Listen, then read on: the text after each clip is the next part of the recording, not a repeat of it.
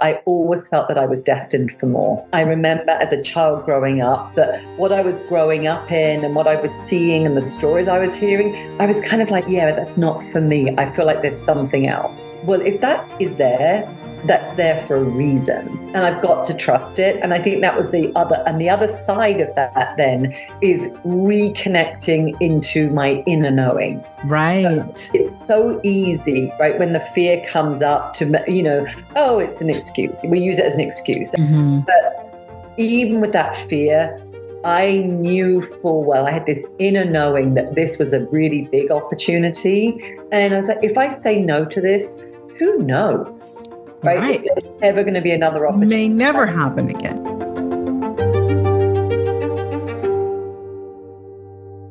Hello, and welcome back to the Oracle on Purpose podcast. I'm your host, Leah Dunlap, and today I am thrilled to be here with the incredible Vanessa Shaw. Now, let me tell you something about Vanessa. For those of you who are women founders and entrepreneurs who are out there really looking to create a massive impact in the world, you're in the right place. Stick around, listen in, because Vanessa is an incredible CEO and founder of the Business Growth Academy. She's an internationally recognized business success coach and all-around dream maker who turned her passion for finding freedom in entrepreneurship into the Business Growth Academy. And primarily today, she is working with women-owned law firms. But I know that she has so much to offer you, and that's why I'm so glad to have her on. Every time I get to be and spend any time with Vanessa, it's just a dream because she's just a wealth of knowledge, but she's so exciting, so vivacious. That's our word for the day, vivacious. And I think that one of the great things that she offers, and we talk about her story today, is this wonderful integration between that intuitive-led, deep understanding of what it takes to do work in the world as a woman, and also some really intense and important practical sides of things that is really not very typical for most people. And so if you heard law firm and you're like, well, wait, I want you to stay with us because I know that she has a lot to share about her own journey, about how she got to be in this position today and how she ends up focusing on women in law. And so if that's interesting to you, stick around. And I'm going to turn it over here in a second to Vanessa. But remember, if you're new to us, please subscribe below so you can come on back and hear all of our other great guests. And right now, stay tuned as Vanessa takes us on a little journey from how she started to where she is today. Vanessa, why don't you share a little bit about your history? Oh, thank you. That's such a lovely introduction. Thank you. I'm like, I feel good already. It's just a delight to be here with you, Leah. I am coming up on my 20th year in business. Go figure. Which is great because I don't feel like I'm old enough, surely, to say that. Yes, but clearly she started when she was in her teens. Yeah, so yes, please. 20 years of coaching. And I'm definitely one of the rare, I think, in the coaching industry that has made a full-time career from day one out of coaching. So I've not ever, and back in the day when I first started, I mean, actually my kind of journey into this was I was a stay-at-home mom for close to 10 years, bringing up my two kids. And I always knew that I wanted to do something. I was unemployable at that point. I was very independent at home. My husband had a global career. He traveled a lot. So I was, I had to keep all the home life and kids stuff running. I was volunteering, serving on boards and like little things here and there, like dabbling. But then I stumbled across this wonderful profession called coaching. I was living in Switzerland at the time, so I really didn't know it was a thing. And it was like my bestie from college days, university days back in the UK was like, Vanessa, you should be a life coach. You were always the one that gave us advice. You sat on our beds when we were, like having boyfriend problems or whatever it was, back in university. And I was like, okay, let me look into this. So a long, long journey, right, of coaching. And as I say, I'm really turning that into a full business, that has generated millions and millions of dollars over the years and served, thousands of people and a lot of women. So that's kind of where I'm at today. Actually, the interesting piece is, why law firms? Because that's now part of the story. Yeah. I mean, There's actually two questions which I always know come up, and people hear my accent and they're like, you lived in Switzerland and now you're in the States, and what brought you to the States? Like, that's a question that always comes up, and why law firms is another one that always comes up. So back when I was in Switzerland, I ended up meeting by chance the husband of a client that I was working with, and I was working kind of as a health coach, getting my very early practice off the ground and trying to figure out, what my speciality was going to be. And he asked if I would work with him. He had a high profile career, a lot of stress. And he said, I want to get into shape. It's really important for me, to be top of my game. Could you kind of do a few sessions with me? And I was like, oh, I guess so. And I would do walk and talk sessions in the pre-Alps in Switzerland with him. I would meet on a Monday morning and he would just say, just ask me questions, get me thinking, like get me ready for the week. And we would do this massive hike, and then he would fly off all over Europe for the week and we were done. Amazing. Wait, okay, I want to pause you. So you're literally saying, I'm just like, so for anybody who's listening to this right now, I mean, aside from just the steps you took to just go from mom to coach to a coach who walked in the Alps. And I mean, this is beautiful because I think so many people think there's only one way. And you're definitely proving like, no, that is not the case at all. I love that this story is like taking us to these little places. And I just want people to be highlighting the fact that it doesn't have to look like you thought it had to look. Totally. Right. Yeah. And that you kind of followed the nudges too. So here you're doing one thing with this opportunity arise. So tell us more about what happened. Yeah. And so it's really important. So it doesn't have to look like, and this, as I say, this guy was like, just ask me the questions, let's get out in nature, da, da, da, da. He then, several months in, said, we often bring in he didn't say we often, from time to time, we bring in some external people into the law firm to see if they have some services that could be really helpful for our partners. And our partners are, they're worth a lot of money. This is a big corporate law firm, worth a lot of money. They've got an awful lot of stress as well. And I like to, see who else I could kind of bring to the table. He then followed that up with, I brought somebody in recently, and I think he kind of referred to him as a bit of a yogi meditation guru, something like that. And he said, and my partners really hated him. In fact, almost like, screamed him out of the room. And I was like, oh, great. Oh, my. So anyway. So I then talk about the nudge. I was terrified. I felt so out of my depth. My inner voice is just saying, you are just a stay-at-home mom. You don't know what you're doing. You are so new to this. Like you're not ready. And I was finding myself wanting to delay. Yes. And there was that other part of me that was like, this is a huge opportunity. Like here you are hiking in a forest in Switzerland, and it turned out to be the regional managing partner of Europe's largest law firm. Oh my goodness. $1 billion firm. And they still are today. They're actually one of the largest in the world. And I'm like, this is an opportunity. So I took it and I said, I will come in. And he said, you're going to have to pitch to them. I'm like, what is the pitch? I didn't know what a pitch was. I mean, I'm so green, right, out of like being a stay-at-home. Right. Like cupcakes and doing all those things. Like that was my comfort zone, not like pitches. Yeah. And anyway, I worked out what a pitch was. I got some help. I flew up to London and I presented a concept for a beta high performance coaching program inside the law firm. And the deal was I had to basically network in the room rapidly afterwards and just see, and then follow up with the partners as well and see if there would be some uptake for an initial program. Incredible. And I was so out of my depth, Leah. I mean, so incredibly out of my depth. And I pitched.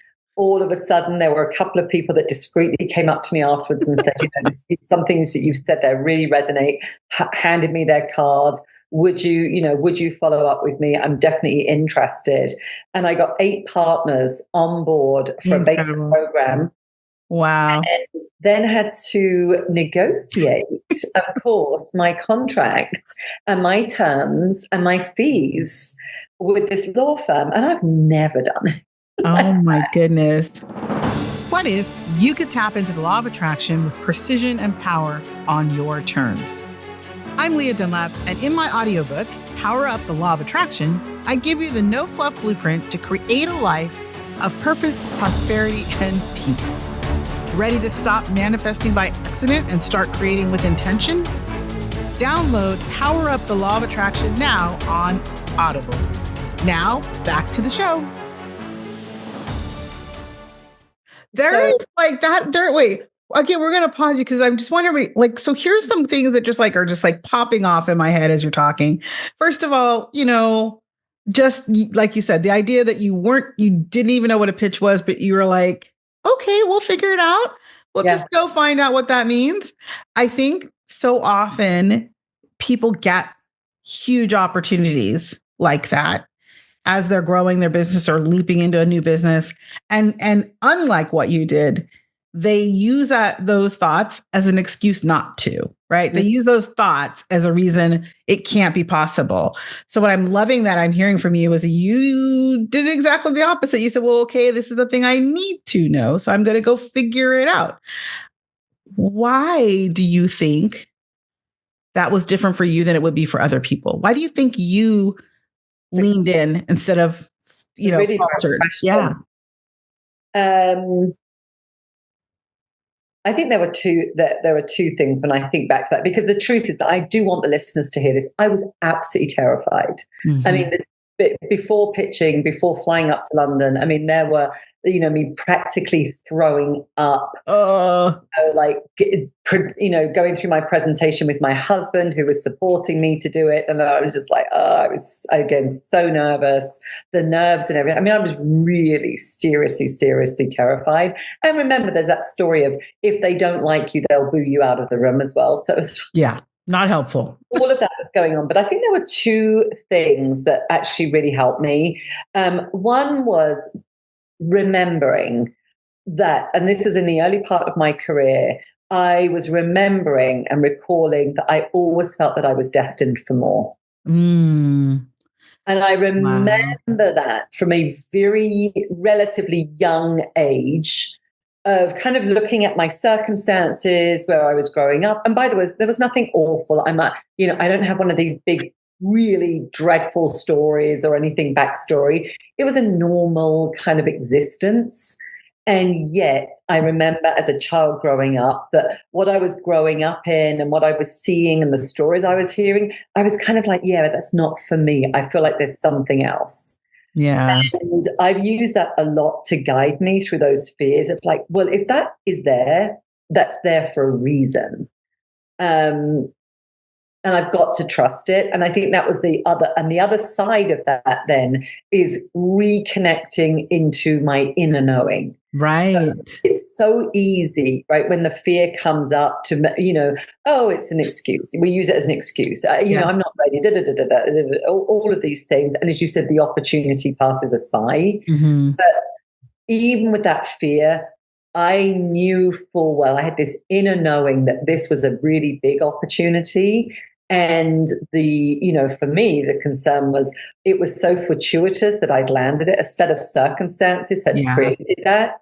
And I was like, if I say no to this, who knows?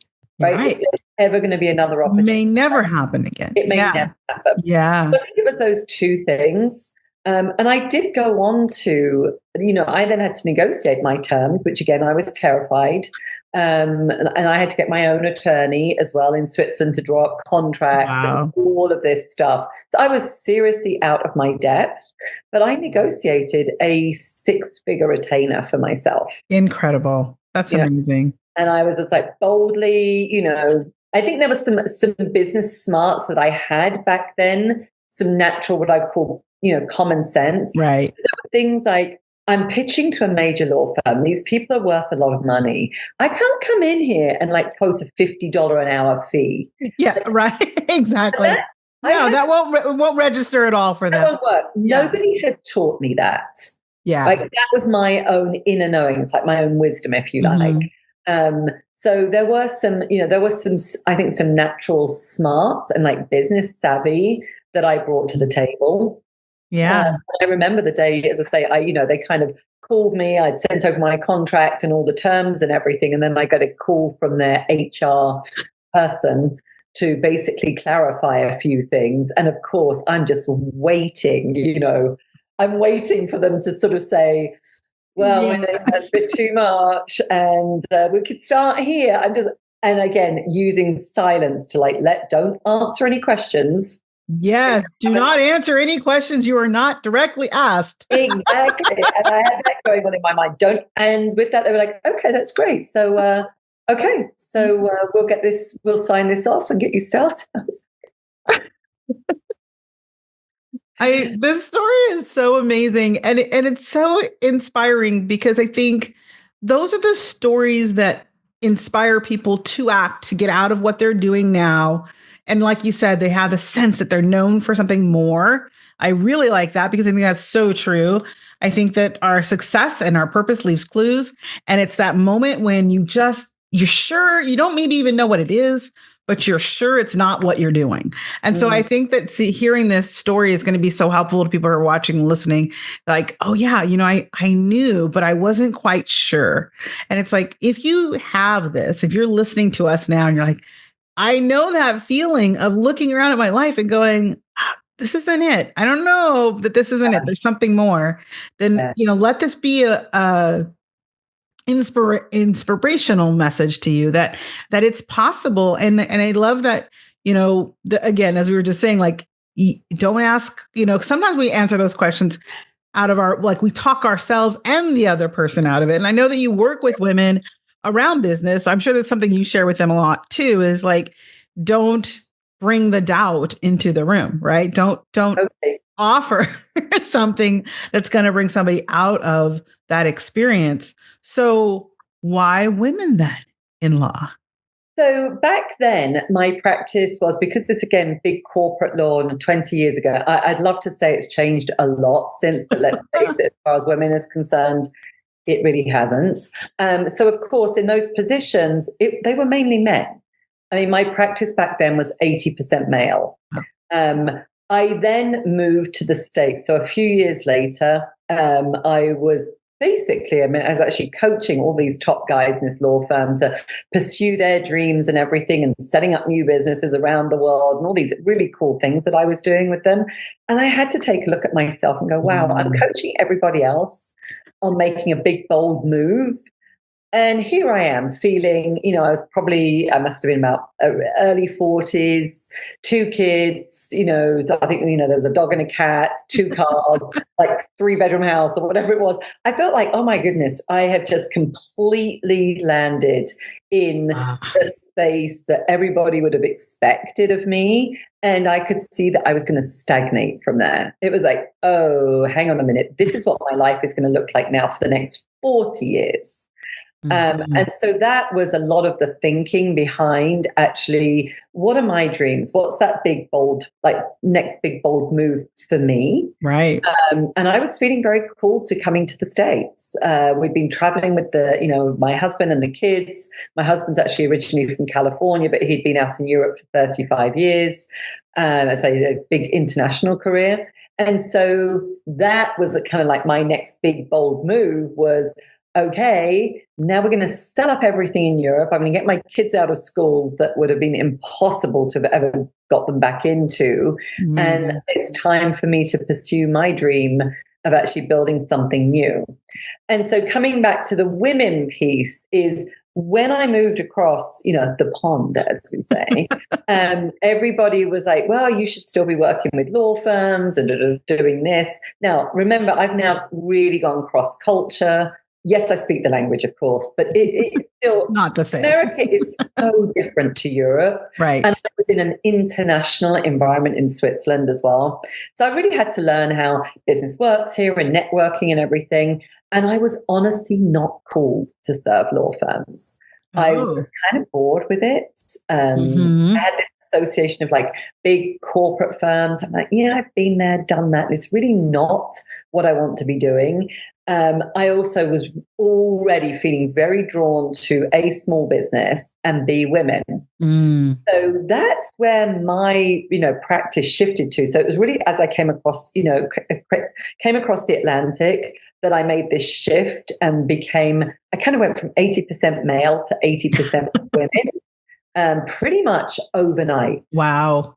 So that was a big shift. But the funny thing is I kind of went more generic, which from a marketing standpoint, anybody listening, is not the best thing to do. So don't follow the way I did things. This is now a, what does it call it? Cautionary tale now. This is a cautionary tale. Exactly.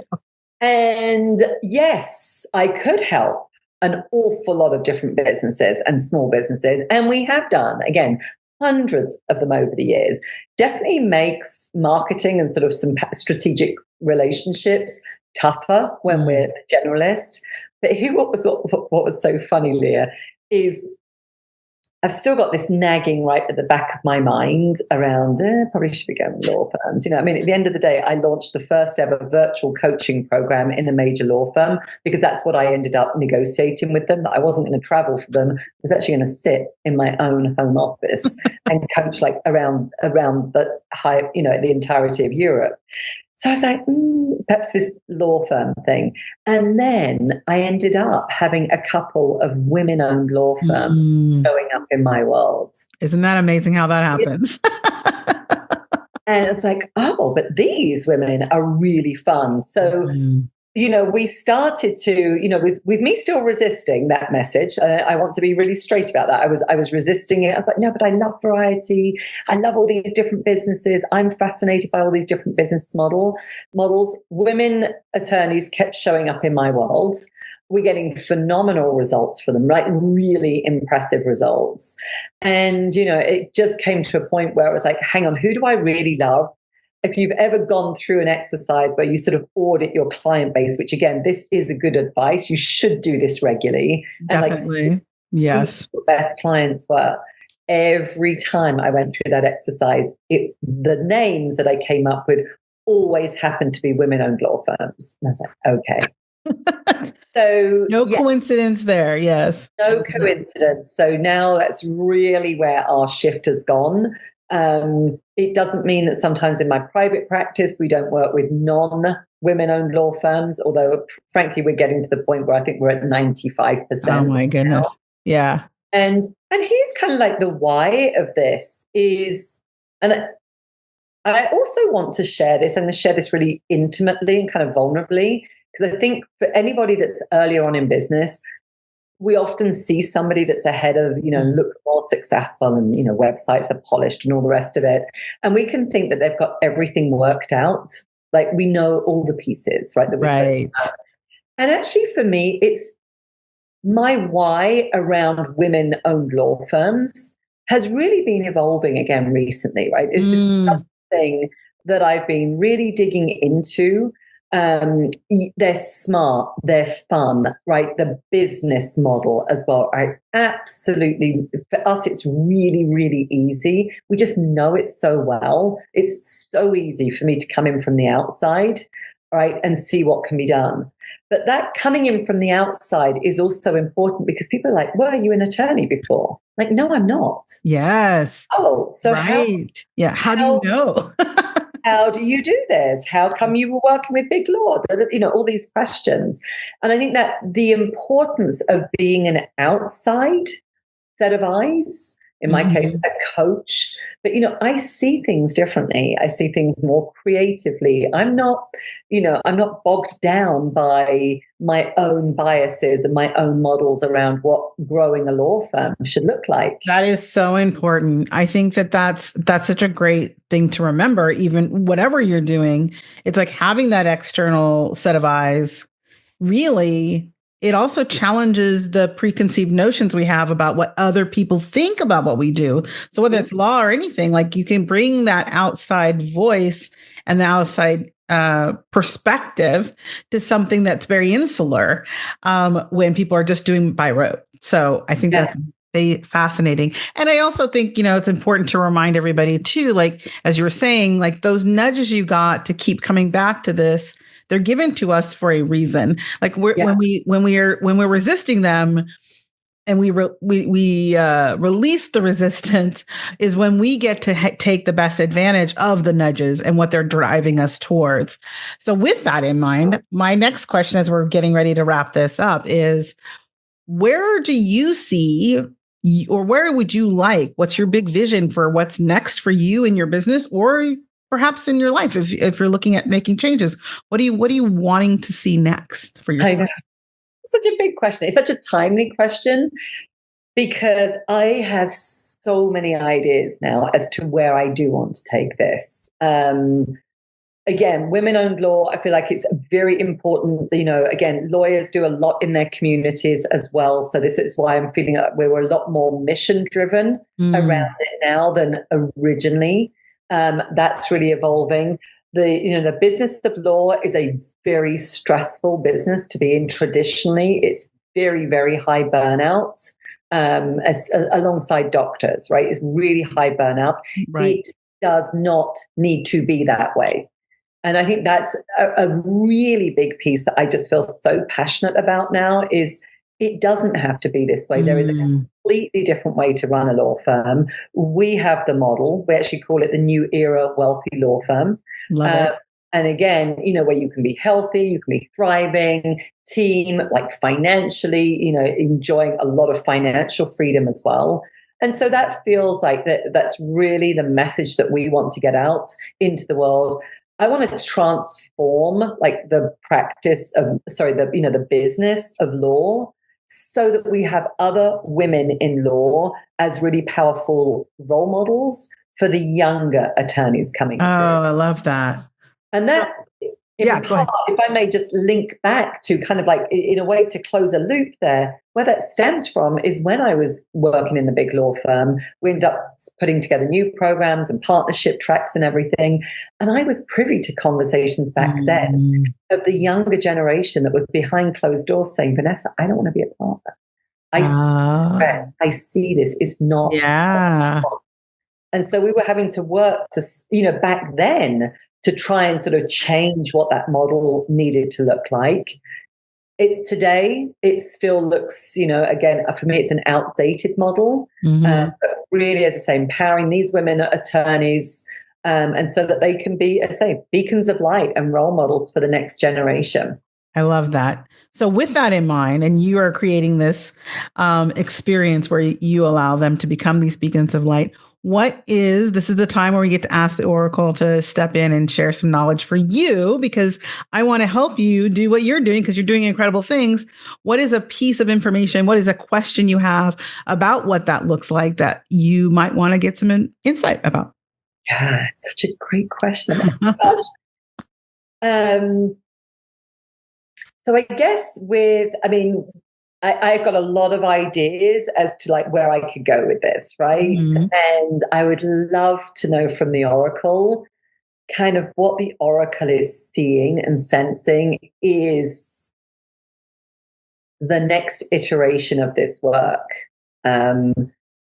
What I know about that is it's not like, me just sitting behind my Zoom screen coaching. Yeah.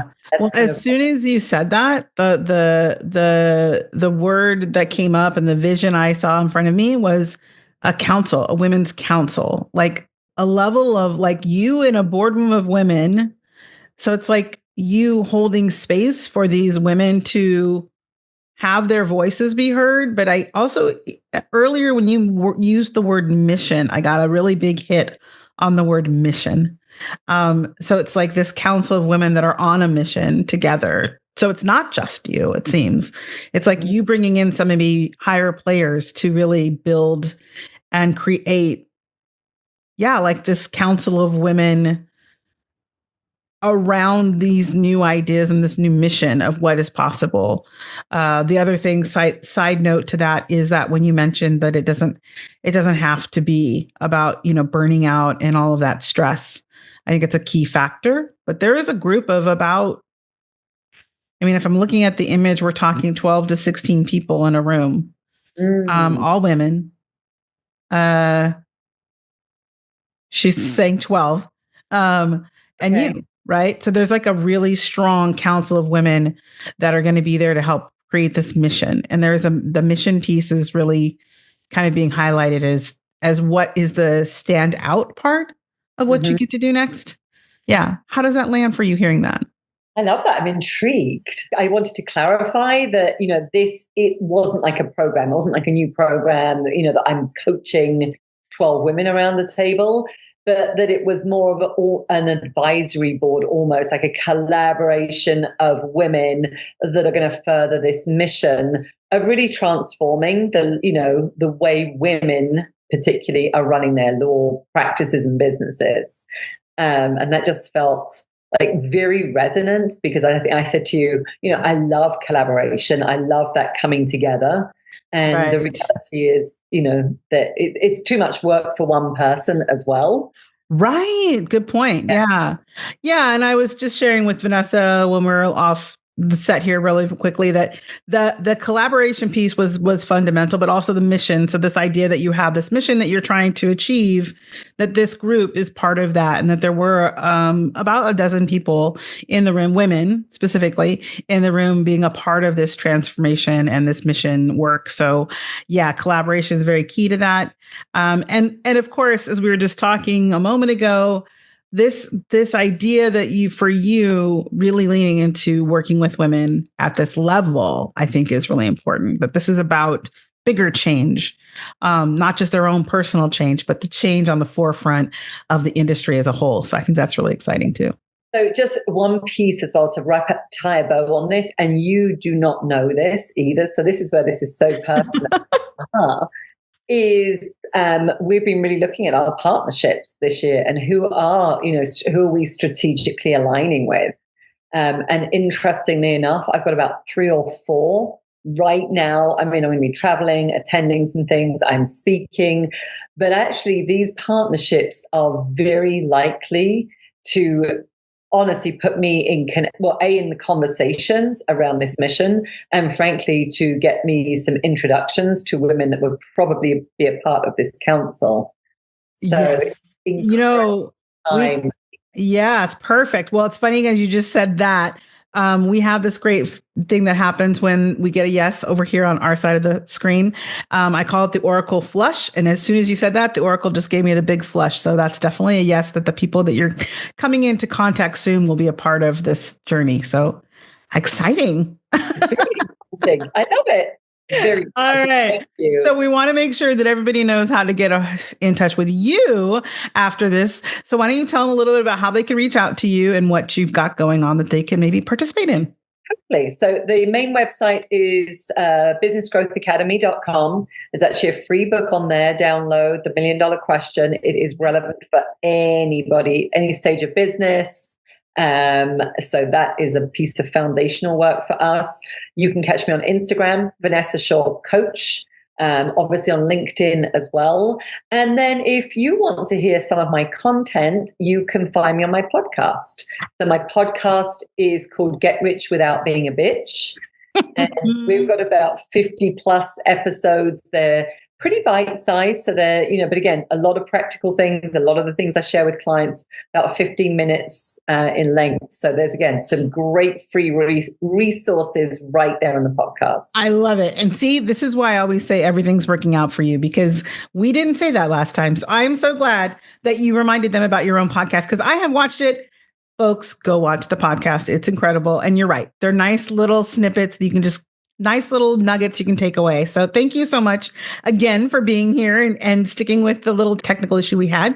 I'm so grateful that you're here, and I'm grateful for the work that you're doing in the world. I know that there are so many women out there that need that kind of support and the expertise and the community and the collaboration like you're talking about. So I'm so grateful for you, Vanessa, for being here. Thanks so much for being a part of our podcast today. And to all of you who are watching, if you're enjoying this and you want to see more great, amazing women founders, entrepreneurs that are doing great work and you want to hear their stories and you want to be inspired, do it. Subscribe below, come back, keep watching, and we'll keep bringing them to you so that you can enjoy that and have the experience and the nuggets that you need to keep moving your business and your life forward. I am Leah Dunlap. This is the Oracle on Purpose podcast. Remember, you are here on purpose, and we hope that this helps you live a limitless life of purpose and prosperity. And we'll see you next time. Thanks for watching.